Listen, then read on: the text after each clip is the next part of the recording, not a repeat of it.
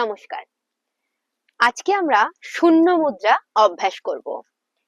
ঠিক এই পজিশনে হাতটা রাখবো, আমাদের হাতের মধ্যে কোনো গ্যাপ থাকবে না। থাকবে না। হাতটা রাখুন, পিঠ সোজা, চোখ বন্ধ, নর্মাল ব্রিদিং।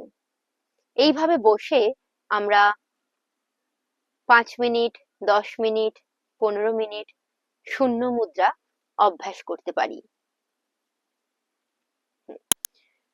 শূন্য মুদ্রা অভ্যাসের ফলে আমাদের কি উপকার হতে পারে?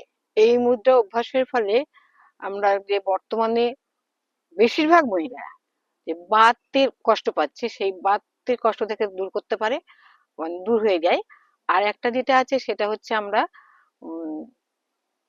মাথা যে ঘোরে, যখন তখন মাথা হঠাৎ করে ঘুরে যায়, এই মাথা ঘোরা রোধ করতে সাহায্য করে, বন্ধ করতে সাহায্য করে। তাহলে শূন্য মুদ্রা অভ্যাসে আমাদের স্নায়ুতন্ত্র শান্ত হয়, থাইরয়েডের সমস্যাও নিয়ন্ত্রণে থাকে।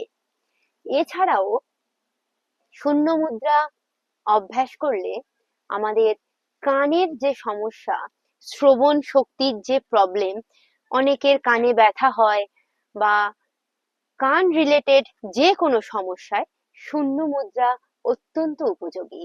তাও তো আমি বলবো যে একটু বয়স বাড়ার সঙ্গে সঙ্গে আমরা খেয়াল করে দেখি সে কানে একটু কম শ্রবণ শ্রবণ শক্তি শক্তি একটু কমছে। হ্রাস পাচ্ছে। সেই সমস্ত মায়েরা বা যারা একটু বয়স্ক বয়স্ক মানুষজন বৃদ্ধরা তারা তারা যদি অবশ্যই অভ্যাস করে শূন্য তাহলে মুদ্রা অভ্যাস করতে পারে।